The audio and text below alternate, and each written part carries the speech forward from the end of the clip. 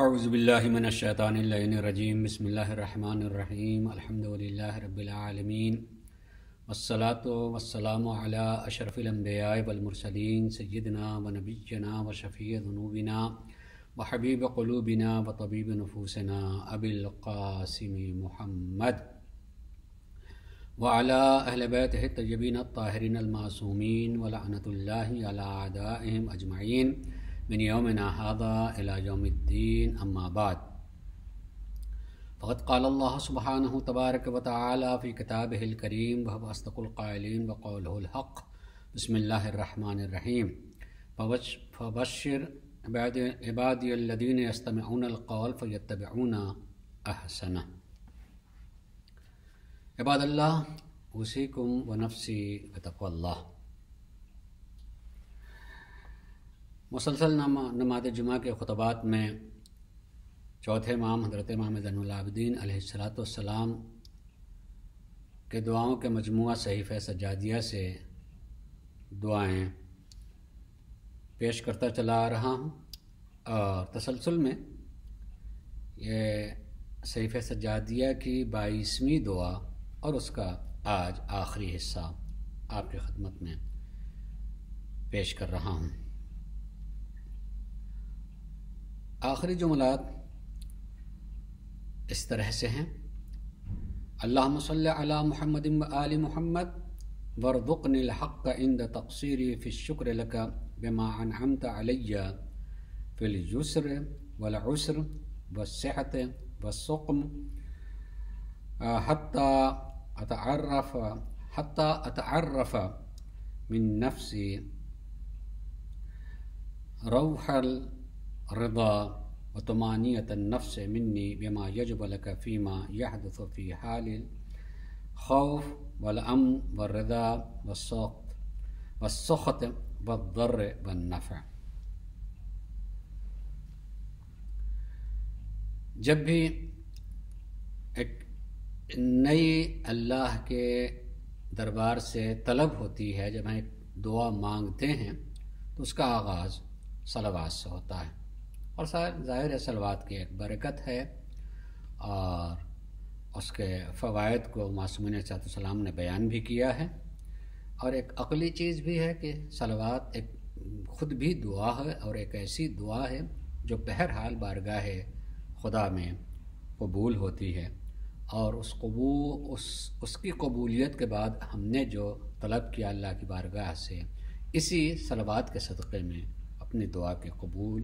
ہونے کا زیادہ امکان ہوتا ہے. تو صلوات کے بعد یہ دعا کی کہ وارزقنی الحق عند تقصیری فی الشکر لک بما انعمت علی فی اليسر والعسر. پروردگارا، سختی کے عالم میں، تکلیف کے عالم میں، یا سہولت اور آسانیوں کے صورتحال میں جو تو نے مجھ پر اپنی نعمتوں کی بارش کی ہے، اپنی نعمتوں سے نوازا ہے، مجھے ان مواقع پر اس کا شکر ادا کرنے میں لگتا ہے، امکان ہے، بلکہ یقین ہے اپنے جیسوں سے کہ ہم نے اس کے شکر میں کمی کی ہے. حقیقت میں جب خوشی کے حالت میں ہوتا ہے آدمی، تو خوشی ہونا اس بات کی دلیل ہے کہ میں نے کسی چیز کو محسوس کیا ہے، اور یقیناً جس چیز کو میں نے محسوس کیا ہے کہ میں نے حاصل کیا اور اس کی وجہ سے مجھے خوشی حاصل ہو رہی ہے، کوئی چیز مجھے ملی ہے، تو ظاہر ہے میری قوت اور میری طاقت سے اور میری اپنی محنت کا نتیجہ نہیں ہے، بلکہ یقیناً اللہ تبارک و تعالیٰ کا انعام ہے. اللہ تبارک و تعالیٰ نے اپنی طرف سے نعمت نوازی. ہم خوش ہو لیتے ہیں، لیکن کیا ہم نے وہ جو چیز پائی ہے اللہ کے حضور سے، اس کا شکریہ بھی ادا کیا ہے؟ نہیں کیا تو یہ تقصیر ہے، یہ کمی ہے جو ہم نے اس کا شکریہ ادا نہیں کیا. اور اسی طریقے سے اگر ہم کسی رنج و غم کی حالت میں ہوتے ہیں، یا کوئی ایسی صورتحال ہوتی ہے کہ ہم مغموم ہیں،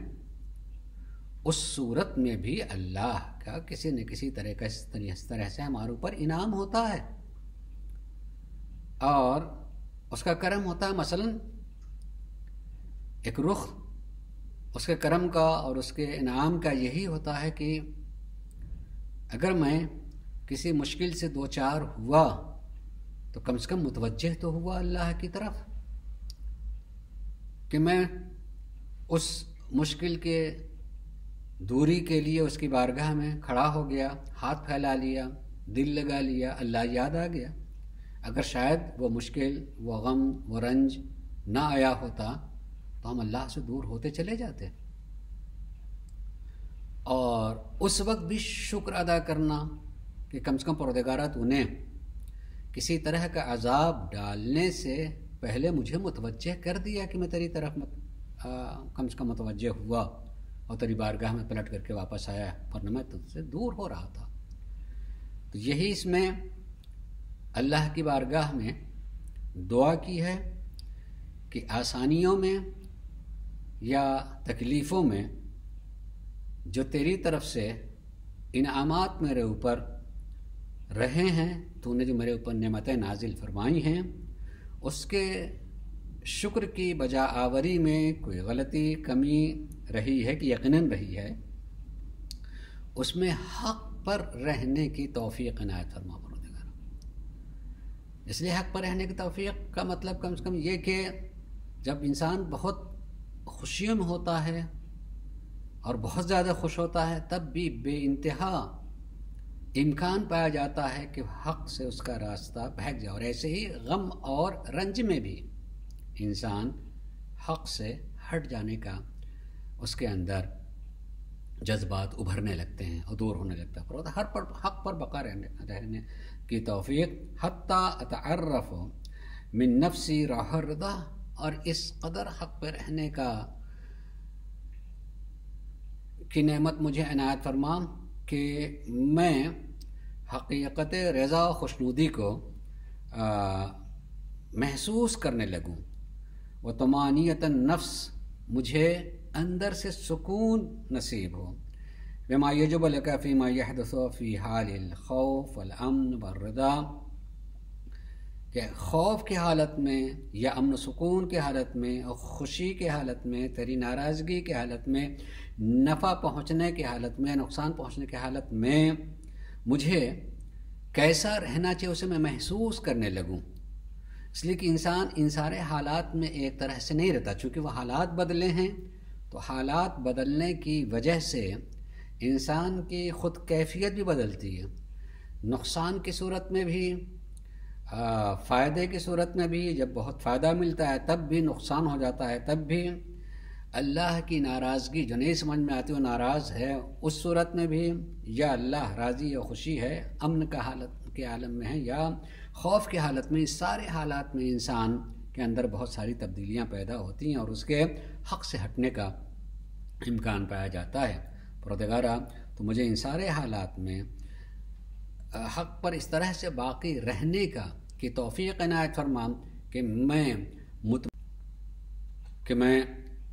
باقی رہ سکوں حق کے راستے پر. اور اسی کے بعد پھر ایک دوسری دعا کرنے جانا، تو اس سے پہلے صلوات کہ اللہم صلی علی محمد وآلہ وارزقنی سلامت الصدر من الحسد حتی لا احسد احدا من خلقک علی شیء من فضلک. اب یہ دعا کہ پروردگارہ میرے دل کو، میرے اندر کو، میرے ضمیر کو، میرے باطن کو محفوظ رکھ کہ میں کسی سے حسد نہ کروں. تیری مخلوقات میں کسی مخلوق سے حسد نہ ہو سکے، میں حسد نہ کروں. اگر کسی کو تو نے اپنے فضل سے نوازا ہے تو اس کو دیکھ کر کے میرے اندر حسد یا جلن پیدا نہ ہونے پائے. حتی لا احسد احدا من خلقک علی شیء من فضلک وحتی لا ارى نعمتا من نعمک علی احد من خلقک فی دین او دنیا او عافیہ او تقوی او سعت اور رخاء الا رجوت لنفسی افضل ذلك بک ومنک. اگر میں کسی کے لیے یہ دیکھوں کہ وہ تیری نعمتوں کے اعتبار سے، دین کے اعتبار سے بہت اچھا ہے، یا دنیا کے اعتبار سے بہت اچھا ہے، یا عافیت کے اعتبار سے اچھا ہے، تقوی کے اعتبار سے، یا رزق میں وسعت کے اعتبار سے، یا خوشحالی کے اعتبار سے اچھا ہے، تو بس صرف تیری بارگاہ میں میری یہ دعا رہے کہ پروردگارہ تو مجھے اس سے بہتر عنایت فرما، اس کے پائے جانے پر مجھے جلن نہ ہو، حسد نہ ہو، بلکہ یہ خواہش ہو کہ اس کے پروردگارہ اور اسے عطا فرما، مگر مجھے بھی اس سے بہتر عنایت فرما۔ رجوت لنفسی افضل ذالک بک ومنک، تجھ سے میں چاہوں اور تیری طرف سے کہ یہ سب عطا کیا ہو تیرا ہی ہے، جو تیرا ہی عطا کیا ہو، تو اگر تو اس بندے کو دے سکتا ہے پروردگارا تو مجھے بھی دے سکتا ہے۔ وحدک لا شریک لک، تو ایک ہے، تیرا کوئی شریک نہیں ہے، اور یقیناً جو کچھ بھی کسی کو دیتا ہے یا لیتا ہے بس پروردگارا تو ہی کرتا ہے، تو کسی تیری مخلوق کو اچھے حالات میں دیکھ کر کے میرے اندر کوئی حسد نہ ہونے پائے۔ اللہم صلی علی محمد و آلہ وارزقنی التحفظ من الخطایا، کہ محمد و آل محمد پر تیرے درود و رحمت نازل ہو، تیری طرف سے درود و رحمت نازل ہو، اور پروردگارہ تو مجھے رزق عنایت فرمایا غلطیوں سے بچنے کی، یعنی میں غلطیوں سے محفوظ رہوں، بچا رہوں،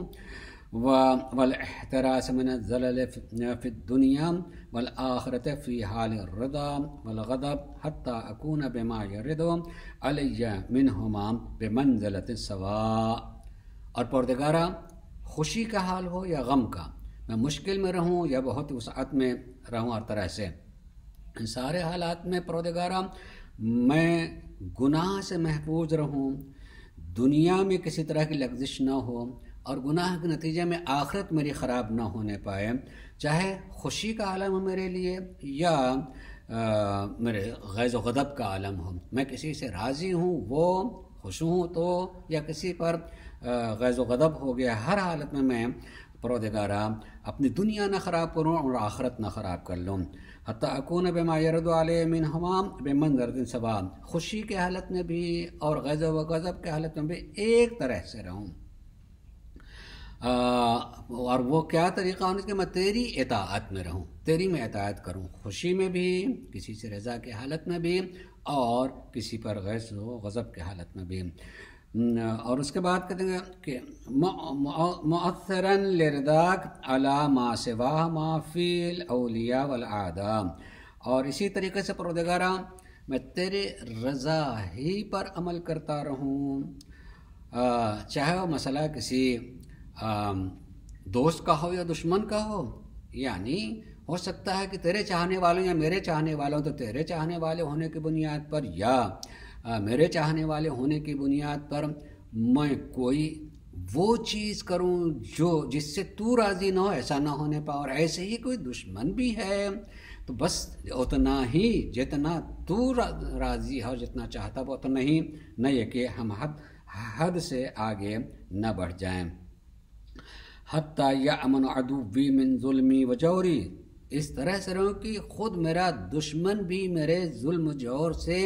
مطمئن رہے کہ یہ آدمی ایسا ہے کہ بس ظلم نہیں کر سکتا، کم از کم میرے اوپر یہ ظلم نہیں کر سکتا۔ وَيَأْسَ وَلِيٍّ مِّن مَيْلٍ وَانْحِطَاءٍ، اور اسی طریقے سے میرا جو چاہنے والا ہے وہ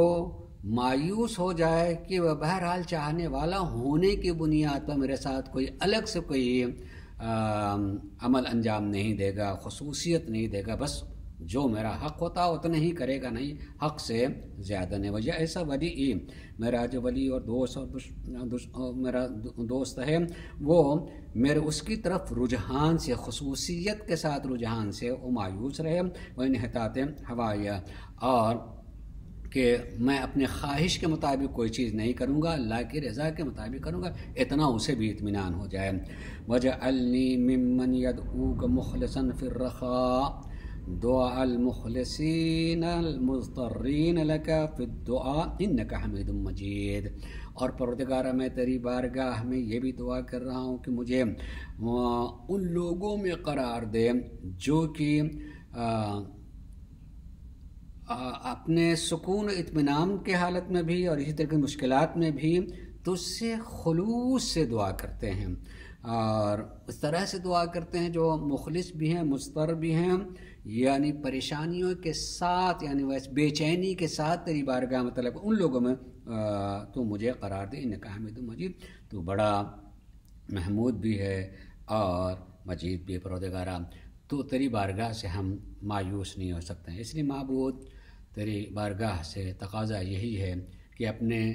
بندے کو سیدھے راستے پر رہنے کی توفیق عنایت فرما۔ وآخر دعوانا ان الحمد للہ رب العالمین۔ بسم اللہ الرحمن الرحیم۔ والعصر ان الانسان لفی خسر الا الذین آمنوا وعملوا الصالحات وتواصوا بالحق وتواصوا بالصبر۔